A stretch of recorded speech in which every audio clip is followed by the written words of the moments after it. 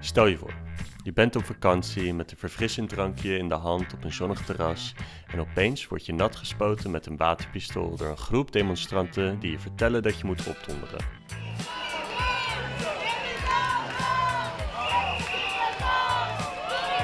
Het klinkt misschien vreemd, maar dit gebeurde daadwerkelijk in juli in Barcelona.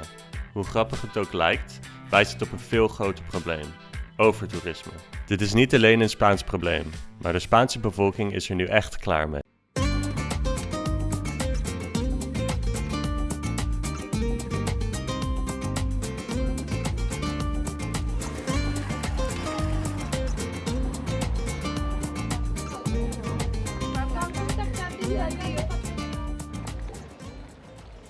Welkom op het eiland Menorca in de Balearen. Een archipel van 4 eilanden: Menorca, Mallorca, Ibiza en Formentera. Hier zien we Benebecavel, een plek die beroemd is om zijn Instagram-vriendelijkheid en meer recent omdat de lokale bevolking specifieke bezoektijden heeft ingesteld om de toestroom van toeristen te reguleren. De dorpelingen bepalen nu een limiet voor het aantal bezoekers dat elke dag mag komen. Dit heeft natuurlijk voor de nodige opschudding in het nieuws gezorgd. My name is José Garcia, I'm 35 years old.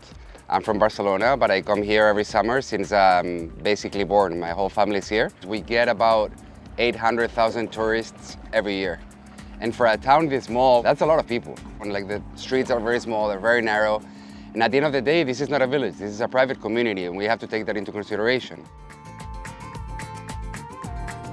We're adopting what I think is a lighter measure. We're closing the village from 10 p.m. until 10 a.m. so that people at least can relax during the evening and you don't get people like visiting at night, waking up everybody around. But the news have expanded it and they're basically saying that we're closing to tourists and that we're not accepting anybody. And that's a lie. Here in Binibeca, we don't mind the tourists. The only thing we ask is for them to be respectful to others. So these are the houses that would benefit from closing the community.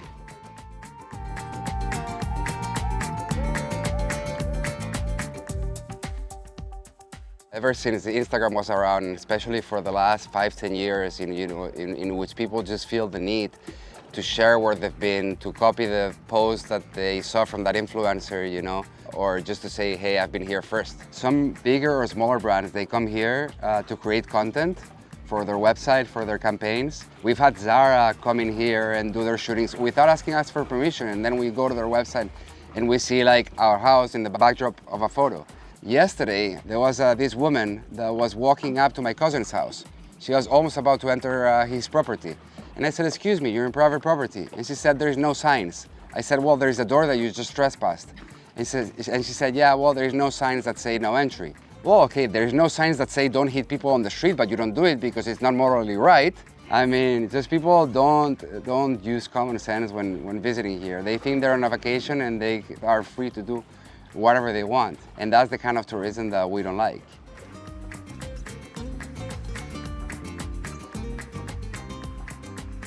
Het is één ding voor een klein privégebied zoals Binibeca om het toerisme te reguleren, maar dat op een grotere schaal te doen voor het hele eiland is een heel ander verhaal. Toerisme heeft hier de touwtjes in de handen. De Balearen zijn voor ongeveer de helft van hun economie afhankelijk van toerisme. Maar voor de eilandbewoners is het leven op Menorca niet precies het paradijs dat je in reisbrochures ziet. My name is Victor, I'm 31 years old. I've been raised up and always based in Menorca, and I'm a truck driver and a family guy. Growing up here, I think it's one of the most beautiful and peaceful places in the planet. Nowadays, I'm a family guy. I got 2 kids, little kids to raise. It's really hard to raise up kids here. A lot of people don't even think about kids before the 40s because it's unthinkable. I think a lot of people out of here got the idea that the residents here, all of them, make good money and the living here, it's easy in winter. It's not. These prices are getting out of hand because a lot of people are part of tourism. It's not just coming here for the holidays and leave. A lot of people really wanted to come here, really wanted to own a house here. And a lot of people don't even use it for 11 months. What happened with this flat? Well, it was the last chance I had to buy. It's the third one of the block. Once we had not the 20%, it was more like the 15% of the value. We went to the owner and made an offer. They thought about it. 2 weeks later, the house had been bought by French people, don't take it bad, who offered 20,000 more than us. I just know one person, mate, who's an owner. It's sad, yeah, but it's true. And I know more than two that's still living with his parents, and they workers as well. The type of people we can receive today is got a massive impact on our life tomorrow. By October, everyone leaves. All the hotels, they shut, all the planes leave, but we need to keep on living. And the products on the supermarket, they're gonna still be more expensive than in the mainland. If you live in a vacation holiday place, and you pay all the products more expensive than the rest, you pay your petrol, your everything, your taxes, everything more than the rest, how are we here able to go out on the holidays? What we do on the holidays? We get our car and we go to the same beach that you're coming with a plane to visit, and I have to enjoy it because I have got no money for a trip. I cannot go on holidays with the kids, and I have to be surrounded of people who can come here and spend and buy and this and that. We want that life too.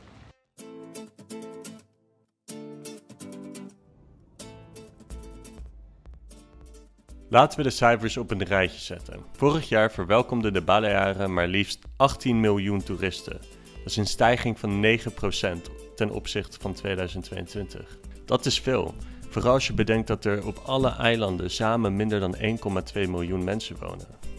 Geen wonder dat de lokale bevolking er klaar mee is. Met protesten in Menorca, Mallorca en Ibiza als gevolg. In juli gingen meer dan 20.000 mensen de straat op in Palma en eisten zij strengere maatregelen voor het toerisme.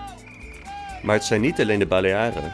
Mensen in heel Spanje raken moe van massatoerisme van de Canarische eilanden tot aan het vasteland.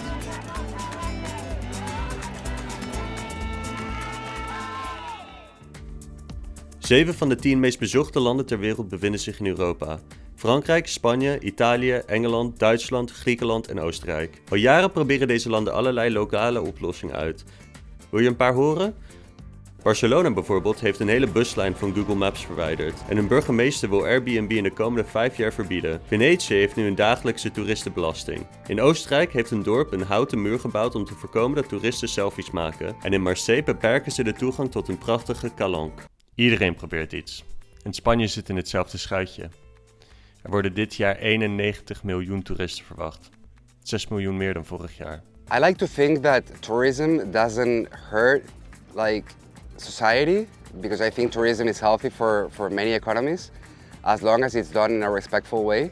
So I think that governments definitely have to take action and find ways to, I don't know if to limit tourism to X number of people, or put them certain, like a fee, for say that so when they come they have to pay a fee.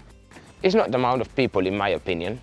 You have to regulate the quality of life of the residents, so we will be able to hold that tourist, because if you got a better quality life, you face the things better.